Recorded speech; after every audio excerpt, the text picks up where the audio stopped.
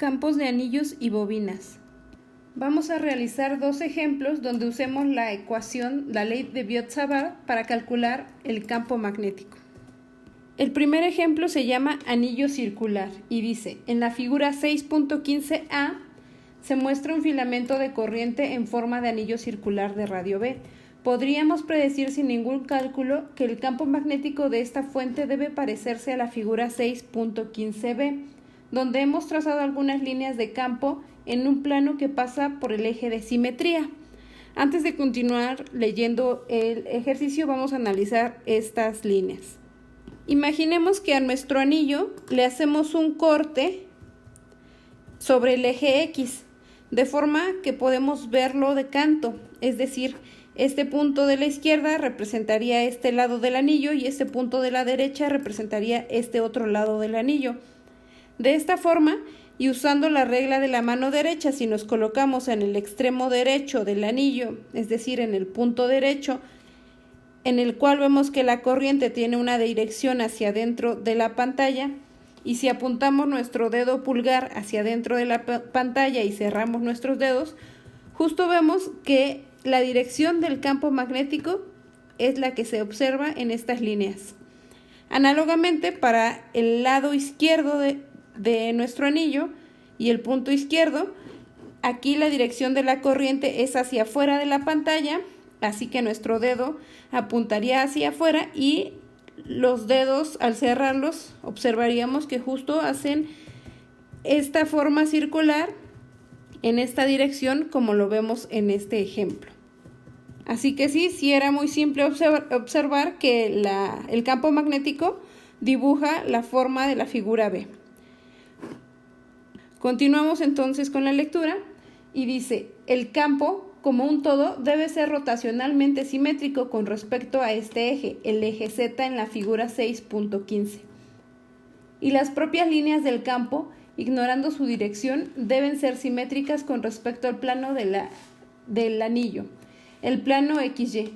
Muy cerca del filamento, el campo se parecerá al de un alambre largo y recto, ya que las partes distantes del anillo carecen relativamente de importancia.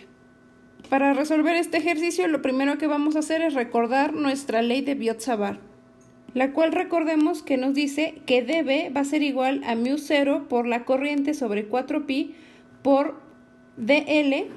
Recuerden que dL es muy importante tener en cuenta cuál es la dirección y que normalmente se toma como la dirección de la corriente para simplificar los cálculos, cruz la dirección del vector cruz R tongo, que es la dirección que nos da la dirección de R sobre R cuadrada. Usando esta relación va a ser muy fácil calcular dB, ya que dL y R son perpendiculares entre sí, y como nosotros sabemos, el producto cruz de dos vectores es el producto de sus magnitudes por el seno del ángulo que los separa, y el seno de 90 grados es 1. Así, tenemos que dB es igual a μ0 por I sobre 4pi por dL sobre R cuadrada. Ahora, para discriminar el campo magnético y solo quedarnos con la componente Z, porque nosotros sabemos que el campo total sobre el eje debe dirigirse en la dirección Z, basta con multiplicar dB por el coseno de teta. Es decir, la componente Z va a ser igual a dB por el coseno de teta. Y antes de sustituir lo que ya vimos que es dB, veamos qué es el coseno de teta o cómo podemos sustituirlo. De nuestro esquema, y tomando en cuenta que el ángulo teta es este, y recordando que el coseno de teta es el cateto adyacente sobre la hipotenusa, tenemos entonces que va a ser B sobre R. Y podemos sustituir en esta relación. Así, lo único que nos falta es integrar sobre todo el anillo. Nos queda entonces que la componente Z del campo magnético es igual a μ0 sobre 4pi por I por B sobre R cúbica. Todas estas eran constantes y salían de la integral de línea, la cual nos da 2pi. Al sustituirlo, vemos que 2pi se nos va con 4pi, nos queda un 2. Y podemos reescribir la relación como μ0 sobre 2 por I por B cuadrada sobre R al cubo. Ahora podemos reescribir lo que vale r al cubo, ya que de nuestro diagrama vemos que r es igual a la raíz de b cuadrada más z cuadrada. Y lo sustituimos, así r al cubo nos queda como b cuadrada más z cuadrada a la 3 medios. Esta relación será la relación 6.53 y es el campo sobre el eje z. Ahora notemos que en el centro del anillo z es igual a 0, así que si lo sustituyo en la relación 6.53, obtengo que bz es igual a μ0 sobre 2 por la corriente sobre b, el radio del anillo, y esta es nuestra ecuación 6.54, la relación del campo en el centro de un anillo. Y con esto habremos terminado este ejercicio. Pasemos al siguiente.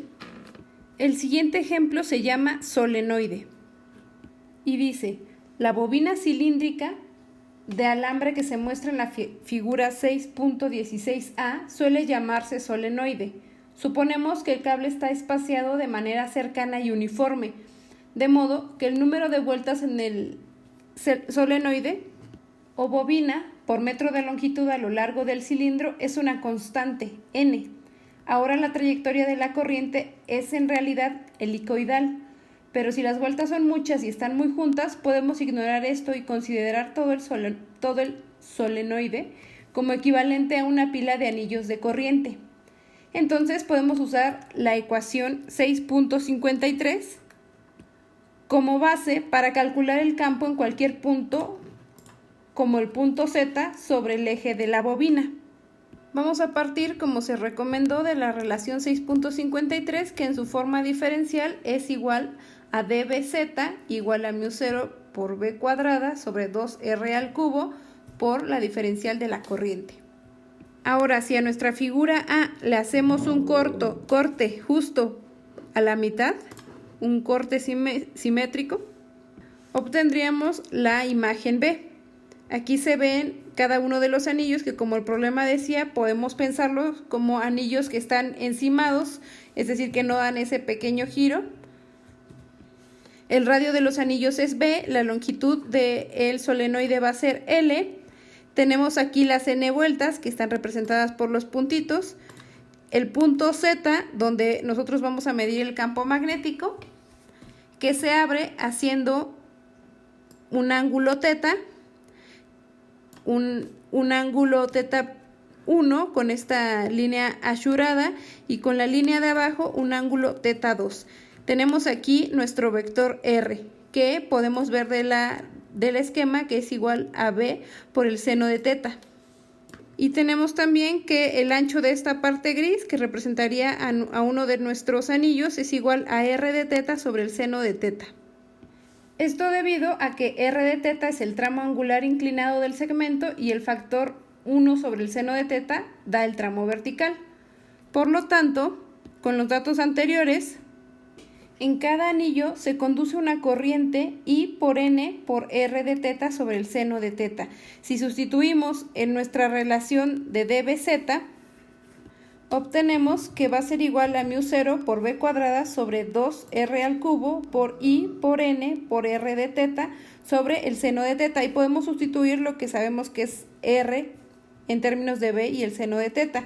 Aquí tenemos b cuadrada, aquí tenemos el seno de teta. Si multiplicamos por seno de teta tendríamos un r cuadrada arriba, que con esta r me da r al cubo y se va con esta otra r al cubo. Así tenemos que la componente z de dB es igual a μ0 por n por I por el seno de teta sobre 2. Así, al integrar entre los límites θ1 y θ2, tenemos que bz es igual a μ0 por I por n sobre 2. Todo esto es constante y sale de la integral que va de θ1 a θ2 del seno de teta de teta. Y resolvemos la integral, que me da μ0 por n por I sobre 2 por el coseno de θ1 menos el coseno de θ2. Si ven aquí, los intervalos de integración están invertidos y es porque la integral del seno me da menos el coseno, por eso están invertidos. Ahora hagamos el siguiente análisis. ¿Qué pasa si hacemos que θ1 sea 0 y que θ2 sea pi? Es decir, hacemos el solenoide infinito. Tendríamos entonces que sustituir en este resultado. Θ1 igual a 0 me da el coseno de 0 igual a 1 menos el coseno de θ2, que es pi, me da menos 1. 1 menos menos 1 me da 2. Que al multiplicarlo por μ0 n por i sobre 2, me da que Bz igual a μ0 por n por i para el caso de un solenoide, es el campo magnético para el caso de un solenoide infinitamente largo. En el siguiente esquema podemos observar las líneas de campo magnético en y alrededor de un solenoide.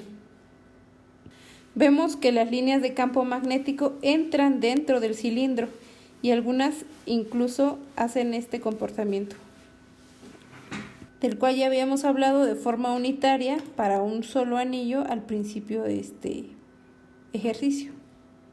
Finalmente, una forma más real de ver las líneas de campo magnético para una bobina helicoidal sería tomar las líneas de campo magnético de una columna de anillos apilados, como se muestra en el ejemplo,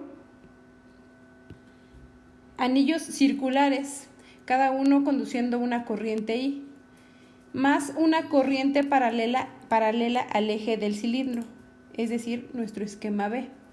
De esta forma nosotros obtendríamos la forma de las líneas de campo magnético para la bobina helicoidal. Y con esto vamos a terminar el video.